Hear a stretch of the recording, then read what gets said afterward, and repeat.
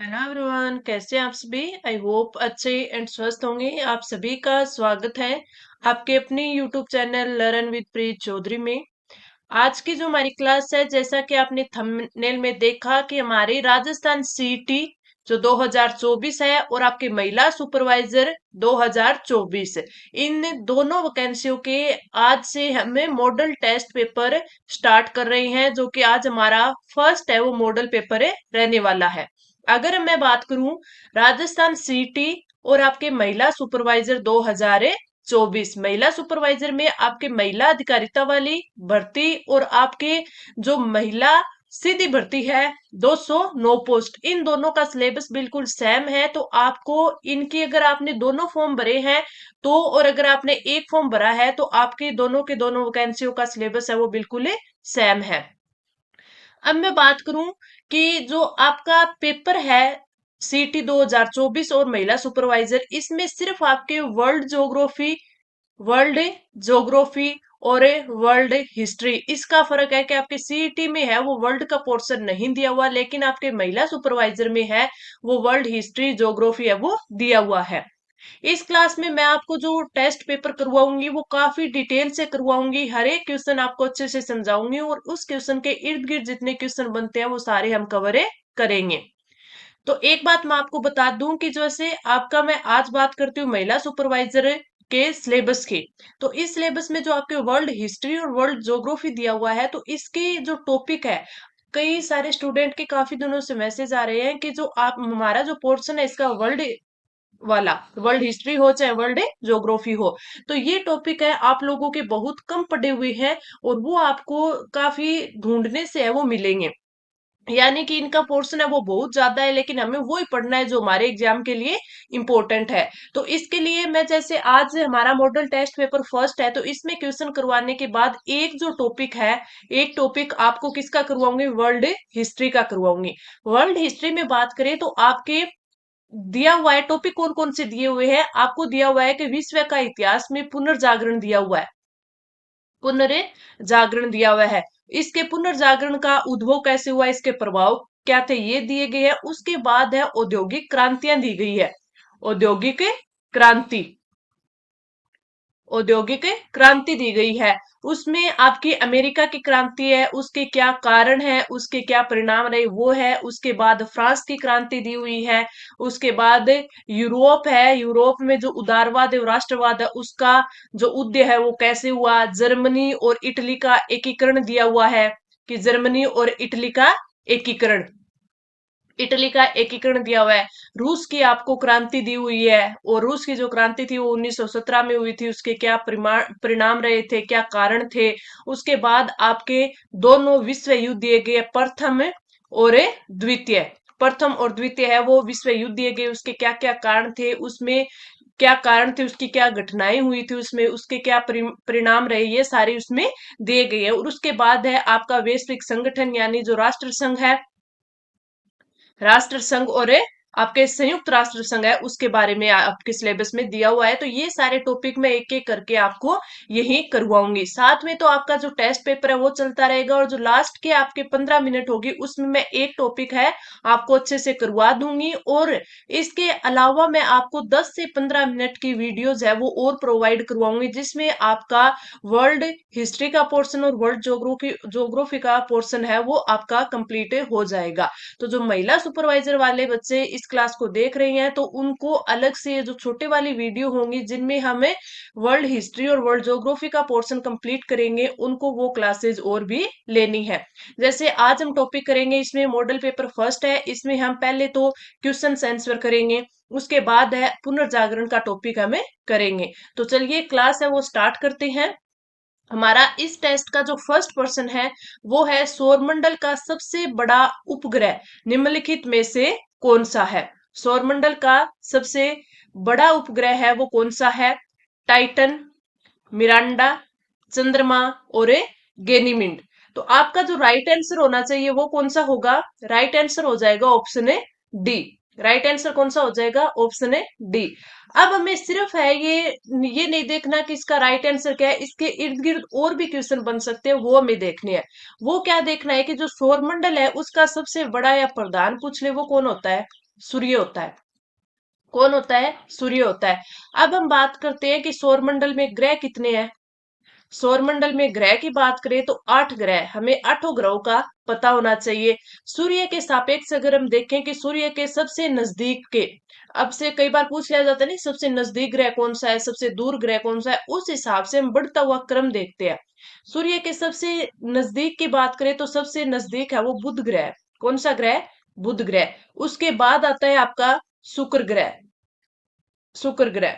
उसके बाद पृथ्वी। शुक्र ग्रह को पृथ्वी का जुड़वां बहन भी बोला जाता है। पृथ्वी के बाद आता है मंगल ग्रह, जो कि सूर्य के नजदीक है। फिर आता है बृहस्पति। बृहस्पति ग्रह। बृहस्पति के बाद कौन सा आता है? शनि ग्रह। और शनि के बाद में आता है आपका अरुण ग्रह। और फिर आता है वरुण ग्रह। फिर आता है वरुण ग्रह। तो ये क्या है? आपके सूर्य से बढ़ती हुई दूरी के क्रम है, यानी सबसे कम दूरी बुध की, शुक्र, पृथ्वी, मंगल, बृहस्पति, शनि, अरुण और वरुण। इसके साथ आपसे क्या पूछ लिया जाता है? कई बार ये पूछ लिया जाता है, जैसे बुध ग्रह के बारे में पूछ ले। बुध ग्रह के बारे में पूछ ले तो एक तो ये बताना है कि आपको सबसे छोटा ग्रह, सबसे छोटा ग्रह। इसके बाद सूर्य से सबसे नजदीक, सूर्य से सबसे नजदीक, सबसे नजदीक। इसके बाद आपका इससे एक और इंपॉर्टेंट बनता है, वो ये बनता है कि इसका कोई उपग्रह नहीं है। बुध का कोई भी उपग्रह वो नहीं है, शुक्र का भी कोई भी उपग्रह वो नहीं है। तो ऐसे कौन से दो ग्रह हैं जिनके उपग्रह नहीं है? तो बुध का भी कोई उपग्रह नहीं है और शुक्र का भी कोई उपग्रह नहीं है। शुक्र से रिलेटेड कोई और चीजें आपसे पूछे तो वो आप क्या बता सकते हो? वो आप बता सकते हो कि शुक्र है वो सबसे चमकीला ग्रह, सबसे चमकीला ग्रह, चमकीला ग्रह है। इसको क्या बोलते हैं? इसको भोर का तारा भी बोलते हैं, भोर का तारा भी बोलते हैं। और इसके साथ साथ शुक्र का कोई भी उपग्रह नहीं है। तो ये सारी चीजें हैं वो आपको ध्यान में रखनी है, और आपको इनका क्रम है वो जरूर ध्यान रखना है कि सबसे नजदीक ग्रह सूर्य के कौन सा है? बुध है। और सबसे दूर कौन सा है? वरुण है। तो इन चीजों को आप ध्यान रखना। इस क्वेश्चन का राइट आंसर हो जाएगा ऑप्शन है डी। अब हम बढ़ते हैं अगले क्वेश्चन की तरफ। और अगला जो हमारा क्वेश्चन है वो ये है कि संविधान की प्रारूप समिति के अध्यक्ष है वो कौन थे? संविधान की प्रारूप समिति के अध्यक्ष Jawaharlal Nehru, doctor B R Ambedkar, doctor Rajendra Prasad, Sardar Vallabhbhai Patel. तो अगर हम बात करें राइट आंसर की, तो आपके जो राइट आंसर हो जाएगा वो हो जाएगा, प्रारूप समिति के पूछे हैं तो ऑप्शन है B, doctor B R A Ambedkar. अब हम थोड़ा सा प्रारूप समिति के बारे में देख लेते हैं। प्रारूप समिति की बात करें तो सबसे पहला जो क्वेश्चन पूछा जाता है वो किसका गठन है, वो कब हुआ? तो इसका गठन हुआ था 29 अगस्त 1947 को। सबसे पहले वेरी इंपॉर्टेंट है, ये आपको याद रखना है। उसके बाद में आपसे पूछे जाते हैं कि इसमें सदस्य कितने थे। इसमें सदस्य कितने थे? तो इसमें 7 सदस्य थे। इससे अगला जो क्वेश्चन पूछा जाता है वो जो अभी हमने इस क्वेश्चन में पूछा कि प्रारूप समिति के अध्यक्ष कौन थे, तो ये थे doctor B R A Ambedkar, doctor Bhimrao Ambedkar. Ambedkar. तो ये क्वेश्चन आपको ध्यान में रखने हैं। अब अगर हमने बात कर ही ली थी कि डॉक्टर बी आर अम्बेडकर आ गए, डॉक्टर राजेंद्र प्रसाद, सरदार वल्लभ भाई पटेल, तो सरदार वल्लभ भाई पटेल है उनको क्या बोला जाता है? उनको लौह पुरुष कहा जाता है, लौह पुरुष कहा जाता है। अगर हमसे कई बार ये पूछ लिया जाता है महान हस्तियों के बारे में कि किसको कब है वो भारत रत्न मिला था, किसको कब भारत रत्न मिला था, तो आप याद रखना सरदार वल्लभ भाई पटेल है उनको 1991 में मिला था। डॉक्टर राजेंद्र प्रसाद की बात करें तो इनको कब मिला था? इनको मिला था 1962 में भारत रत्न। भारत रत्न इनको कब मिला था? 1962 में मिला था। कई बार क्वेश्चन पूछ लिया जाता है आपसे कि, मैं यहाँ नोट डाउन कर देती हूँ कि संविधान सभा के स्थायी अध्यक्ष, संविधान सभा के स्थायी अध्यक्ष कौन थे? स्थायी अध्यक्ष कौन थे? तो आप याद रखना वो थे डॉक्टर राजेंद्र प्रसाद। ठीक है, अगर डॉक्टर बी आर अम्बेडकर की बात करें कि इनको भारत रत्न कब मिला था, तो उनको 1990 में मिला था। तो ये याद रखना कि सरदार वल्लभ भाई पटेल को 91 में मिला था, डॉक्टर राजेंद्र प्रसाद को 1962 में मिला था, डॉक्टर बी आर अम्बेडकर को 1990 में मिला था। और राइट आंसर हो जाएगा ऑप्शन ए बी। इस प्रकार सारे के सारे क्वेश्चन हमें इससे अच्छे से करने हैं, ताकि इसके इर्द गिर्द बनने वाले क्वेश्चन है वो भी सारे हमारे कवर हो जाए। अगला जो हमारा क्वेश्चन आता है वो आता है कि भारतीय संविधान में नागरिकता से संबंधित भाग किस देश के संविधान से प्रेरणा लेता है। भारतीय संविधान में नागरिकता से संबंधित भाग, अगर नागरिकता की बात करूं तो संविधान का भाग कौन सा आता है, दो आता है। इसमें अनुच्छेद की बात करें तो 5 से 11, 5 से 11 अनुच्छेद है वो किससे संबंधित है, वो नागरिकता से संबंधित है। अब हम बात कर लेते हैं फ्रांस, संयुक्त राज्य अमेरिका, ऑस्ट्रेलिया और ब्रिटेन। तो राइट आंसर क्या हो जाएगा, ऑप्शन ए डी हो जाएगा कि भारतीय संविधान में नागरिकता से संबंधित भाग है वो किस देश से लिया गया है, ब्रिटेन से। अब आपसे ब्रिटेन से नागरिकता का पूछ लिया तो और भी पूछे जा सकते हैं। तो इसमें जो एकल नागरिकता है वो अभी हमने बात की कि एकल नागरिकता है वो किससे ली गई है, वो ब्रिटेन से ली गई है। अमेरिका में क्या है, दोहरी नागरिकता है। और ब्रिटेन से क्या लिया गया है, प्रधानमंत्री का पद है वो ब्रिटेन से लिया गया है। प्रधानमंत्री का पद है वो क्या लिया गया है, ब्रिटेन से लिया गया है। संसदीय शासन व्यवस्था, संसदीय शासन व्यवस्था है, शासन व्यवस्था वो भी कहां से ली गई है, वो भी हमारी ब्रिटेन से ली गई है। एक सेकंड, शासन व्यवस्था वो कहां से ली गई है, ब्रिटेन से ली गई है। अब और हम बात करें भारतीय संविधान के बारे में, किसके बारे में, भारतीय संविधान के बारे में थोड़ी सी बातें हम और कर लेते हैं कि इससे और क्या क्वेश्चन पूछा जा सकता है। हमसे पूछा जा सकता है कि इसका निर्माण कब हुआ। निर्माण की बात पूछ ले तो 26 नवंबर 1949 को हुआ। लागू कब हुआ ये पूछा जाएगा आपको, तो 26 जनवरी 1950 को लागू हुआ। भाग कितने हैं, भाग 22 है। अनुसूची कितनी है, अनुसूचियां कितनी है, पहले कितनी थी, संविधान लागू हुआ उस टाइम 8 थी, और वर्तमान में कितनी है, 12 है। ये भी आपको ध्यान रखना है। अनुच्छेद कितने हैं, अनुच्छेद 395। तो इन चीजों को आपको ध्यान में रखना है। हमारा जो भारत का संविधान है, हमारा भारत का संविधान है वो इन अंशत लचीला, अंशत लचीला और अंशत क्या है, अंशत क्या है, ये कठोर भी है। अंशत क्या है, कठोर भी है। तो आप क्या लिख सकते हो, अंशत, आंशिक रूप से अंशत लचीला और अंशत क्या है, कठोर भी है। और क्या पूछा जा सकता है, इसे क्या बोलता है, संशोधन का गुण भी है, क्योंकि हमारे इस संविधान में अगर जरूरत होती है तो संशोधन भी किया जाता है, तो संशोधन का गुण भी है। साथ में क्या है, संघात्मक है, साथ में क्या है, संघात्मक है। तो ये सारी चीजें हमें अच्छे से ध्यान में होनी चाहिए। इस क्वेश्चन के राइट आंसर की बात करें तो वो कौन सा हो जाएगा, ऑप्शन ए डी हो जाएगा। अगर संयुक्त राज्य अमेरिका की बात करें तो इससे हमने जो राष्ट्रपति का महाभियोग होता है, महाभियोग, तो वो भी कहां से लिया गया है, अमेरिका से लिया गया है। अगर मौलिक अधिकार की बात करें, मौलिक अधिकार कहां से लिए गए है, ये भी हमारे यूएस से यानी संयुक्त राष्ट्र अमेरिका से लिए गई है। तो राइट आंसर ऑप्शन है डी हो जाएगा। आगे बढ़ते हैं, अगला क्वेश्चन, राजतरंगिणी किसने लिखी थी, राजतरंगिणी है वो किसने लिखी थी। जो राजतरंगिणी है इसमें क्या है, इस पुस्तक में कश्मीर का इतिहास है, कश्मीरी इतिहास के बारे में ये पुस्तक है वो बताती है।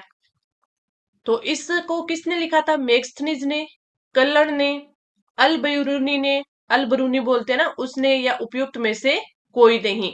तो आपका जो राइट आंसर हो जाएगा वो हो जाएगा ऑप्शन ए बी, कल्लड़ ने लिखी थी। अब अगर हम बात करें मेगस्थनीज की बात करें तो इन्होंने क्या लिखी थी, इन्होंने इंडिका पुस्तक लिखी थी। इंडिका पुस्तक है वो किसने लिखी थी, मेगस्थनीज ने लिखी थी। अगर अल बरूनी की किसी किताब की बात करें जो काफी इंपॉर्टेंट है, पूछी जाती है, वो है किताब, किताब उल हिंद, किताब उल हिंद। तो इन तीनों को याद रखना है। राजतरंगिणी है जो कश्मीरी इतिहास उसमें लिखा गया वो कल्लण के द्वारा लिखी गई है। इंडिका मेगस्थनीज के द्वारा लिखी गई है। किताब उल हिंद है वो अल बरूनी के द्वारा लिखी गई है। राइट आंसर ऑप्शन है बी। आगे बढ़ते हैं, हमारा अगला क्वेश्चन। ये जो मैं आपको मॉडल टेस्ट पेपर करवा रही हूँ, ये आपको पूरा का पूरा सिलेबस है वो कवर करवाएगा। साथ में ही इसमें आपकी प्रैक्टिस तो होगी होगी, और सिलेबस भी रिवीजन होगा। आपको पता चलेगा कि किस सब्जेक्ट से किस प्रकार के क्वेश्चन आपसे पुटअप होंगे एग्जाम में, वो भी आपका प्रैक्टिस बनी रहेगी। आगे बढ़ते हैं, निम्नलिखित में से कौन सा युग्म है वो सही सुमेलित नहीं है। Vitamin A. विटामिन ए सही सुमेलित, इसमें जो आगे वाला पार्ट है इसमें मिस हो गया, वो मैं यहाँ लिख देती हूँ। इसमें ये पूछा है कि यहाँ पर तो विटामिन के नाम दे दिए, और इस साइड क्या दे दिया गया है, इस साइड इनके जो खोज करता है उनके नाम, मेकुलन। ठीक है, इसके सामने भी क्या है, मेकुलन। विटामिन सी की अल्बर्ट अल्बर्ट संजेट, अल्बर्ट संजेट ग्योर्गी, संजेट ग्योर्गी। और विटामिन डी के सामने दिया गया है पोल मुलर, पोले मुलर। तो अब आप बता सकते हो कि इनकी जो खोज करता है वो क्या इनके सही है। तो विटामिन ए की मेकुलन बिल्कुल सही है, विटामिन बी की मेकुलन बिल्कुल सही है, विटामिन सी की अल्बर्ट संजेट ग्योर्गी ये भी बिल्कुल सही है, लेकिन जो आपका गलत दिया हुआ है वो दिया गया ऑप्शन है डी। विटामिन डी की खोज है वो पोल मुलर ने नहीं की थी, विटामिन डी की खोज है वो किसने की थी, होपकिंस ने की थी, होपकिंस ने की थी। तो ये आप ध्यान रखना, विटामिनों से आपके क्या क्वेश्चन बन सकते हैं कि विटामिन, किस विटामिन की खोज किसने की थी। ठीक है, और इसका जो वैज्ञानिक नाम है, वैज्ञानिक नाम है वो आपसे पूछा जाता है। इनकी कारण होने वाले रोग कौन कौन से हैं वो आपसे पूछा जाता है, और किसकी कमी से ये रोग है होते हैं वो भी आपसे पूछा जाता है। तो काफी इंपॉर्टेंट टॉपिक है ये। अब अगर पोल मुल्लर की बात आएगी है तो इन्होंने किस चीज की खोज की थी वो भी मैं आपको बता देती हूँ। जो डी डी टी है उसकी खोज, डीडीटी की खोज है वो पोल मुल्लर ने की थी। तो राइट आंसर आपका ऑप्शन है डी हो जाएगा। आगे बढ़ते हैं, हमारा अगला क्वेश्चन। पेनिसिलिन की खोज है वो किसने की थी। William Harvey, Louis Pasteur, Alexander और पोल इलर्ची। तो आपका जो राइट आंसर हो जाएगा वो क्या आ जाएगा, ऑप्शन सी, अलेक्जेंडर जो फ्लेमिंग है, फ्लेमिंग, उन्होंने क्या, किसकी खोज की थी, पेनिसिलिन की खोज की थी। तो राइट आंसर आ जाएगा ऑप्शन ए सी आ जाएगा। वहीं अगर हम बात करें विलियम हार्वे की, तो विलियम हार्वे है उन्होंने रक्त परिसंचरण की खोज की थी, रक्त परिसंचरण, रक्त परिसंचरण की खोज की थी। लुई पास्टर की बात करें तो इन्होंने रेबीज का टिक्का बनाया था, रेबीज टिक्का है वो बनाया था। तो आपका राइट आंसर ऑप्शन है सी हो जाएगा। अगर हम आगे बढ़े, अगला हमारा जो क्वेश्चन है वो रहने वाला है, राजस्थान का सबसे लंबा रोपवे कहां से कहां तक है वो संचालित होगा। आमेर महल से नाहरगढ़ और जयपुर जयगढ़ किले तक, खोले के हनुमान मंदिर जयपुर में, नीमच माता रोपवे उदयपुर में, और काजल शिखर माता जो कि जीण माता का मंदिर है उसमें। सबसे लंबा जो रोपवे है कहाँ संचालित होगा, इस चीज को आपको बताना है। तो आपका जो राइट आंसर हो जाएगा ऑप्शन हो जाएगा, ऑप्शन है ए हो जाएगा। आमेर महल से नाहरगढ़ और जयगढ़ किले तक है वो राजस्थान का सबसे लंबा रोपवे बनेगा। लंबे रोपवे की बात करें तो इसकी मैं पूरा डिटेल से ही आपको बता देती हूँ, क्योंकि ये क्या है, करंट अफेयर का क्वेश्चन है, काफी इंपॉर्टेंट बनता है आपको। चाहे वो राजस्थान करंट अफेयर हो चाहे वो इंडिया करंट अफेयर हो, दोनों के दोनों जो करंट अफेयर है वो यहीं पर मैं आपको मॉडल टेस्ट पेपर में कवर करवा दूंगी। साथ साथ में है वो मैं आपको टेलीग्राम, हमारा जो चैनल है लर्न विद प्रीत चौधरी, जिसका लिंक इसी क्लास में दिया गया है, उसमें भी मैं आपको क्विज डालती रहती हूँ जो कि आपके काफी इंपॉर्टेंट रहती है, जीके से संबंधित, जीएस से संबंधित और आपके करंट अफेयर से। तो आप उसको ज्वाइन कर लेना और वो क्विज भी जरूर देना ताकि आपकी प्रैक्टिस है वो अच्छे से होती रहे। साथ में जो आपकी वर्ल्ड हिस्ट्री है और वर्ल्ड ज्योग्राफी है, इससे रिलेटेड, या फिर जो महिला सुपरवाइजर है उससे रिलेटेड, सीटी से रिलेटेड जो भी मेरे को अच्छा टॉपिक लगता है या फिर जो अच्छे नोट्स होते हैं वो भी वहां पे मैं शेयर करती हूँ। तो आप वो ज्वाइन कर लेना ताकि सारे के सारे अच्छा कंटेंट है वो आपके पास से हो जाए, मैं जो प्रोवाइड करवाऊं वो तुरंत आपके पास से पहुंच जाए। अगर मैं बात करूं इस क्वेश्चन की, तो आमेर महल से नाहरगढ़ फिर जयगढ़ किले तक है जो रोपवे है, वो राजस्थान का सबसे लंबा रोपवे बनेगा। ठीक है। और ये कहाँ होगा फिर? जयपुर में होगा। जयपुर में होगा। इसके बाद आपसे क्या पूछा जा सकता है कि ये जो रोपवे है, जो ये पर्यटक है, इनके लिए इनको जोड़ा गया है आमेर महल को नाहरगढ़ और जयगढ़ से। इसकी कुल लंबाई आपसे पूछी जा सकती है, तो वो कितनी है? 6.5 किलोमीटर है, 6.5 किलोमीटर है। इसके अलावा अगर बात करें तो इसमें ये पूछे जा सकते हैं कि जो रोपवे है, इसमें कितने स्टेशन बनेंगे? तो इसके 4 रोपवे स्टेशन बनेंगे। 4 रोपवे स्टेशन बनेंगे। 4 रोपवे स्टेशन बनेंगे, वो कौन कौन से होंगे? एक तो किला हो गया। ठीक है। एक जो ये जो नाहरगढ़ किला है ना, वो नाहरगढ़ किला हो गया, क्योंकि इसमें 2 किले आते हैं, नाहरगढ़ और जयगढ़। एक जयगढ़ किला हो गया। 2 स्टेशन तो ये हो गए। ठीक है। उसके बाद जो माधो सिंह की ठान है, माधो सिंह माधो सिंह की ठान, वहां पर बनेगा। और एक जो आपके ये रोपवे का स्टेशन रहेगा, वो कौन सा रहेगा? आपकी मावठा झील रहेगी। मावठा झील रहेगी। तो ये 4 है वो स्टेशन रहेंगे। अब जब हमने बात कर ली किसकी, आपके राजस्थान के सबसे लंबे रोपवे की, जो कि जयपुर में रहेगा, आमेर महल होगा, फिर नाहरगढ़ होगा, फिर जयगढ़ जो जयगढ़ किला होगा, इनको जोड़ेंगे। पर्यटक स्थल के रूप में इनको जोड़ने के लिए रोपवे बनाया गया है। सबसे लंबा रोपवे यानी 6.5 किलोमीटर लंबा रोपवे बनेगा। और इस रोपवे में 4 रेलवे स्टेशन होंगे, सॉरी रोपवे स्टेशन होंगे, तो इनको आपको ध्यान में रखना है। साथ में हमारे राजस्थान में कुल कितने रोपवे हैं? वो है 7 रोपवे। कितने हैं रोपवे? 7 रोपवे है। इनको मैं एक बार आपको और बता देती हूँ। जो 7 रोपवे हैं, उनको अगर डिटेल से हम देखें, तो सबसे पहला जो रोपवे आता है, वो आता है सुंदा माता का रोपवे। सुंदा माता मंदिर है, कहां पर है? जालोर में है। इसकी आपसे लंबाई पूछी जा सकती है, तो कितनी है? 800 मीटर है। कब से संचालित है? 2006 से संचालित है।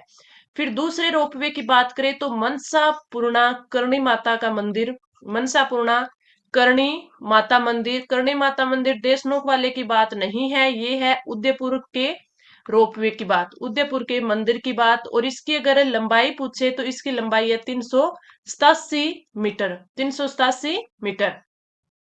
अगर हम बात करें तीसरे मंदिर की, तो तीसरा जो मंदिर है वो है सावित्री माता मंदिर, सावित्री माता मंदिर, जो कि कहाँ पर है? पुष्कर अजमेर में है, पुष्कर में पड़ता है। और इसकी लंबाई है वो है 700 मीटर की। और इसमें बात करें तो इसमें क्या है? 6 इसमें वो दिए हुए हैं। अगर हम बात करें चौथे रोपवे की, कि चौथा रोपवा कौन सा है? चौथे रोपवे की बात करें तो ये सामोद हनुमान जी का मंदिर है, सामोद वीर हनुमान मंदिर। हनुमान मंदिर जो कि कहां पर है? आप सभी को पता है कि ये मंदिर कहां पर है? जयपुर। और जयपुर में भी कहां? चौमू जयपुर में है, चौमू जयपुर में। और इसकी अगर आपसे लंबाई पूछ ले कि इसकी लंबाई कितनी है, तो इसकी लंबाई है 400 मीटर। पांचवें रोपवे की बात करें तो पांचवा जो मंदिर है, जो जहां पर रोपवे बना है, वो है खोले के हनुमान जी, खोले के हनुमान जी। और हनुमान मंदिर की बात करें, ये कहां पर है? ये मंदिर भी आपका जयपुर में है। और इसकी लंबाई कितनी है? इसकी लंबाई 436 मीटर की है। और अगला जो रोपवे है, छठा रोपवे, वो है नीमच माता रोपवे, नीमच माता रोपवे। नीमच माता रोपवे की बात करें तो ये रोपवे कहां पर है? उदयपुर पर है। उदयपुर में ये मंदिर है। और इसकी लंबाई है 430 मीटर। कितनी है? 430 मीटर। और अगर आगे और बढ़ते हैं, आगे देखते हैं हम अगला, और थोड़ा सा और बता देती हूँ इससे आगे। जो छठे रोपवे की हमने बात की है, छठा रोपवे जो कि कौन सा है? नीमच माता मंदिर। नीमच माता मंदिर कहां पर है? उदयपुर में है। 430 मीटर का है। और इसका जो लोकार्पण है वो अभी कब हुआ है? 2024 में हुआ है, तो ये इंपॉर्टेंट हो जाता है। और इसका कब हुआ है? 22 जनवरी 2024 को। तो ये आपसे करंट के हिसाब से भी पूछा जा सकता है। और इसका लोकार्पण किया किसने था? गुलाब चंद कटारिया ने। किसने किया था? गुलाब चंद कटारिया ने, कटारिया ने किया था। तो ये वैसे भी इंपॉर्टेंट हो जाता है। और सातवें की बात करें तो सातवां रोपवे है काजल शिखर माता मंदिर, काजल शिखर माता मंदिर। अब ये जो मैंने आपको लिखवाया है तो ये आपको किसी को भी ध्यान नहीं होगा, लेकिन जैसे ही मैं इसका दूसरा नाम बताऊंगी कौन सा, कि जीर्ण माता मंदिर, आप सभी को क्या हो गया, फटाक से याद आ गया कि हाँ इस मंदिर को तो हमें जानते हैं। कहां पर है, ये है सीकर में। और इसका भी लोकार्पण कब हुआ है, अभी आपके हुआ है 10 अप्रैल 2024 को, 10 अप्रैल 2024 को। तो जो 7 रोपवे है वो राजस्थान में अभी संचालित है, और 8वां रोपवे जो अब हमने इस क्वेश्चन में बात की थी, कौन सा बनेगा, आमेर महल से नाहरगढ़ जयगढ़ किले तक बनेगा। तो इस चीज को आपको ध्यान में रखना है, वेरी इंपॉर्टेंट ये आपके क्वेश्चन रहने वाले हैं। पूरा का पूरा टॉपिक मैंने यहीं पर कवर करवा दिया कि राजस्थान में 7 रोपवे है, कौन कौन से मंदिर में, कौन सा मंदिर कहाँ पर है, कितना मीटर इसकी लंबाई है, ये कब से संचालित हो रही है, सारी चीजें मैंने आपको बता दी है। अगर देखा जाए तो आपके जयपुर में 2 है, सामोदवीर हनुमान मंदिर में चोमू में, और खोले के हनुमान मंदिर जयपुर में। ठीक है। और आपके अगर बात करें तो सावित्री माता पुष्कर में है, उदयपुर में भी आपकी है। उदयपुर में कितने हैं आपके, 2 है, एक तो मनसापूर्णा करणी माता उदयपुर, और नीमच माता रोपवे उदयपुर। ठीक है। अब आगे बढ़ते हैं हमारे अगले क्वेश्चन पर।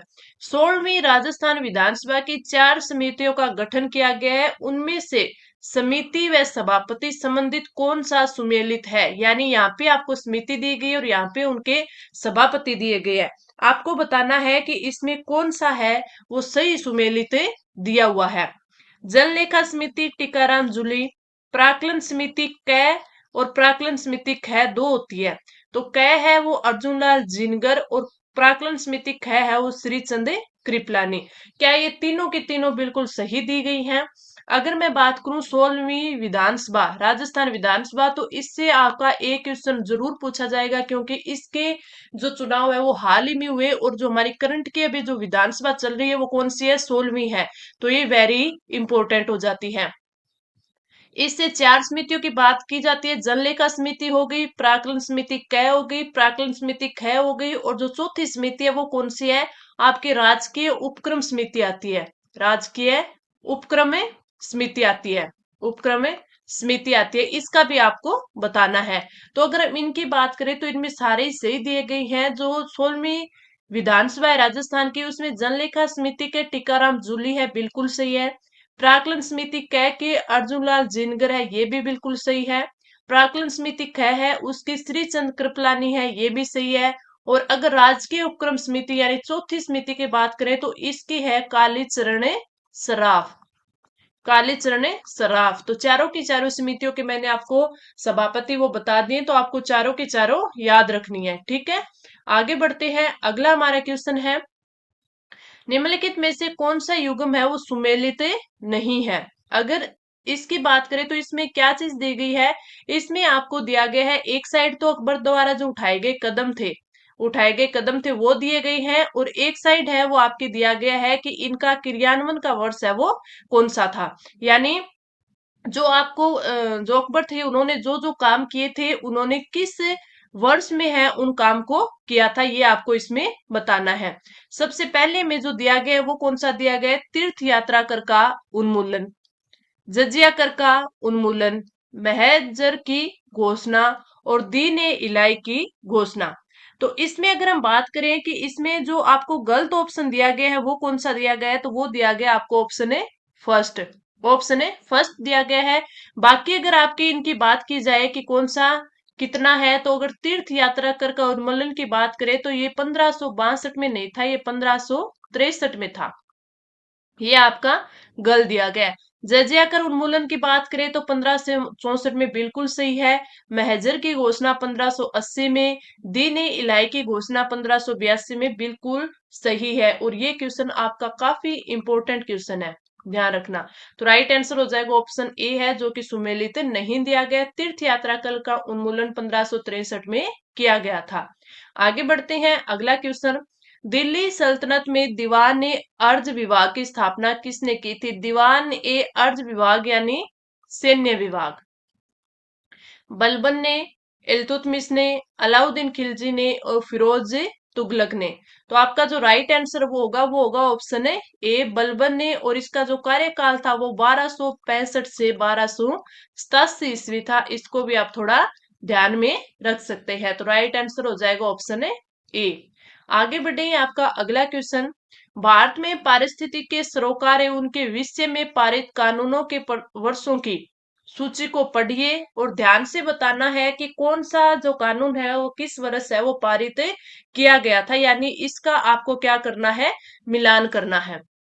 एक चीज मैं आपको बताऊं, ये जो आपके क्वेश्चन है काफी इंपॉर्टेंट बन जाते हैं। इंपॉर्टेंट किस हिसाब से, क्योंकि जो राजस्थान की ज्योग्राफी हो गई, इंडिया की ज्योग्राफी हो गई और आपकी वर्ल्ड की ज्योग्राफी हो गई, ठीक है।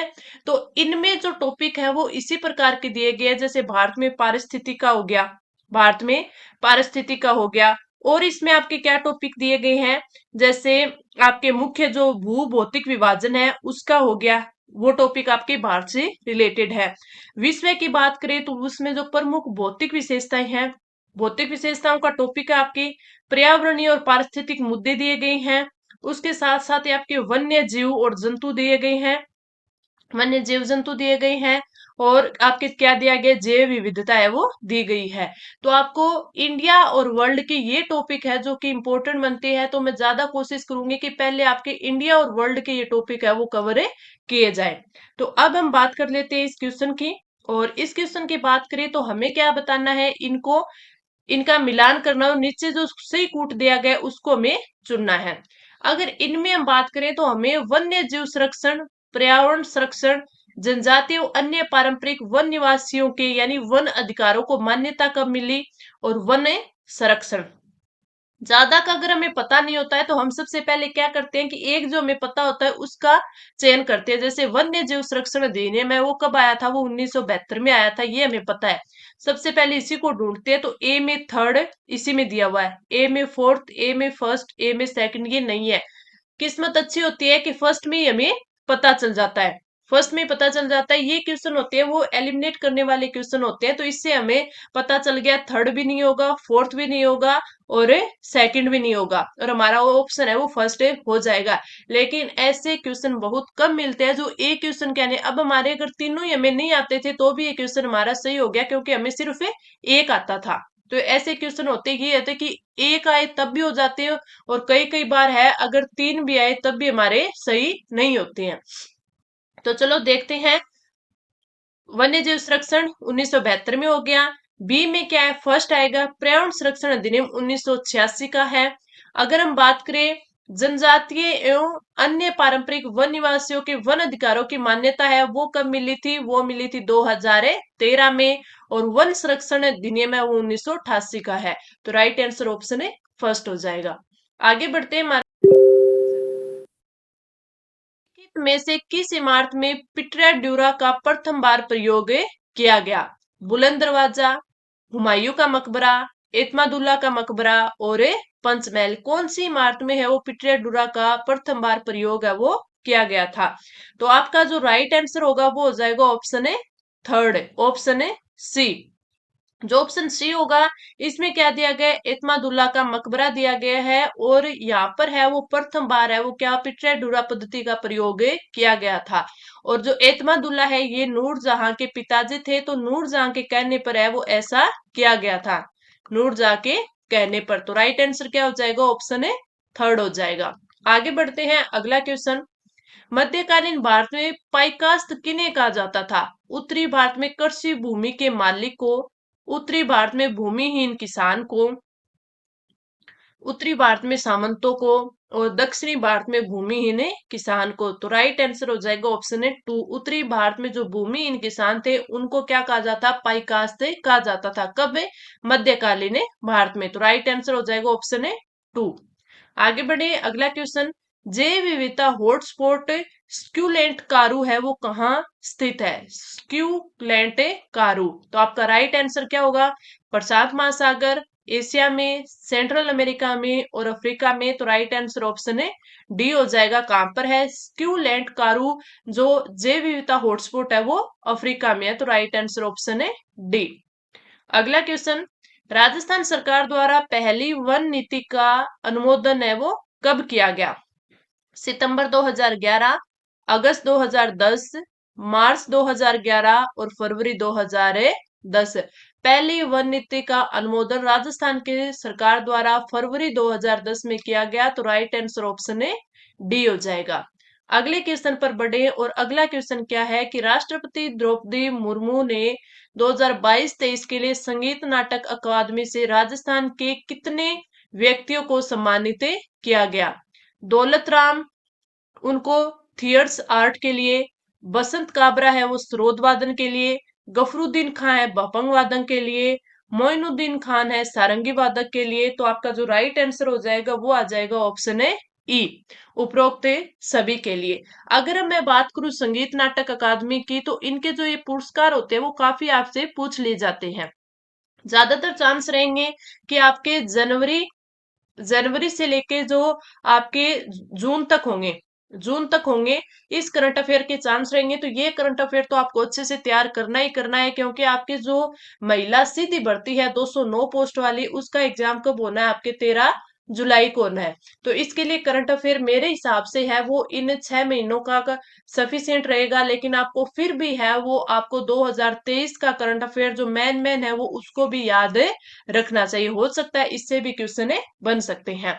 तो आप एक तो ये याद रखना, जैसे आपसे पूछ ले कि गफरुद्दीन खां है वो किस के वादक है, किस से रिलेटेड है, तो बपंग वादक है, मोइनुद्दीन खां सारंगी वादक है और बसंत काबरा सरोद वादक है। तीनों इंपॉर्टेंट है, तीनों को ध्यान रखना।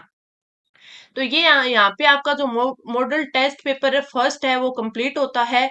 आपको क्लास कैसी लगी आप जरूर बताना। और जो आपका ये जो टॉपिक था, आज मैंने आपको बताया था कि पुनर्जागरण का टॉपिक है वो मैं आपको करवाऊंगी। तो ये क्लास तो आपकी थोड़ी बड़ी हो जाएगी, तो इसमें मैं आपको नहीं करवाऊंगी, लेकिन आज आपको पुनर्जागरण के जो पुनर्जागरण का टॉपिक है आपके किसका, वर्ल्ड हिस्ट्री का, इस टॉपिक की क्लास आज को प्रोवाइड आपको करवा, जिसमें है उस क्लास को भी लेना है अच्छे से और उसको कवर करना है। उसमें पुनर्जागरण में आपको बताया जाएगा कि जो पुनर्जागरण का केंद्र है वो जो फ्लोरेंस है और जो वेनिस कला है विद्या के केंद्र थे वो कैसे बने थे, साथ साथ में जो डिवाइन कॉमेडी पुस्तक थी वो किसने लिखी थी, यानी पुनर्जागरण से रिलेटेड सारी चीजें हैं वो आपको अच्छे से उसमें समझाई जाएगी। साथ में आपको नोट्स भी है उसमें आपको मैं बनवाऊंगी और वो पीडीएफ है वो आपको टेलीग्राम चैनल पर प्रोवाइड करवा दूंगी। और इस क्लास की भी हर एक क्लास की पीडीएफ आपको टेलीग्राम चैनल पर प्रोवाइड करवाई जाएगी। तो आप वहां से इस चैनल को ज्वाइन कर लेना और वहां से फिर आप है उस पीडीएफ से अपना रिवीजन है वो कर सकते हैं। तो क्लास कैसे लगी आप कमेंट करके मेरे को जरूर बताना। अच्छी लगी तो आप लाइक करना, चैनल को सब्सक्राइब नहीं किया अभी तक तो आप सब्सक्राइब कर लेना, क्योंकि आपकी जो तैयारी है वो बहुत अच्छे से हमारे साथ हो पाएगी। तो आप आज से हमारे साथ जुड़ जाएं और क्लास को अपने दोस्तों के साथ है वो शेयर जरूर करना। तो चलिए अब हम मिलते हैं अगली क्लास में, आज के लिए इतना ही, धन्यवाद।